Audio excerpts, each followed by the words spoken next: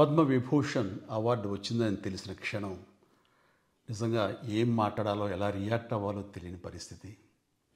మన దేశంలో రెండవ అత్యున్నత పౌర పురస్కారం పద్మవిభూషణ్ లభించినందుకు నాకు నిజంగా చాలా సంతోషంగా ఉంది. ఒక తల్లి కడుపున పుట్టకపోయినా నన్ను తమ సొంత మనిషిగా, మీ అన్నయ్యగా, మీ బిడ్డగా భావించే కోట్లాది మంది ప్రజల ఆశీస్సులు, నా సినీ కుటుంబం యొక్క అండదండలు, అలాగే నీడల నాతో ప్రతి నిమిషం నడిచే లక్షలాది మంది అభిమానుల ప్రేమ, ఆదరణ కారణంగానే నేను ఈ రోజున ఈ స్థితిలో ఉన్నా. అందుకే నాకు దక్కినటువంటి గౌరవం ఇది మీది. మీరు నాపై చూపిస్తున్న ప్రేమ, ఆప్యాయతలకు నేను ఏమి రుణం తీర్చుకోగలను? నా 45 ఏళ్ల సినీ ప్రస్థానంలో వెండితెరపై వైవిధ్యమైన పాత్రల ద్వారా వినోదం పంచడానికి నా శక్తి మేరకు నేను ప్రయత్నిస్తూనే ఉన్నా. నిజ జీవితంలో కూడా నా చుట్టూ ఉన్న ఈ సమాజంలో అవసరమైనప్పుడు నాకు చేతనైన సాయం చేస్తూనే ఉన్నా.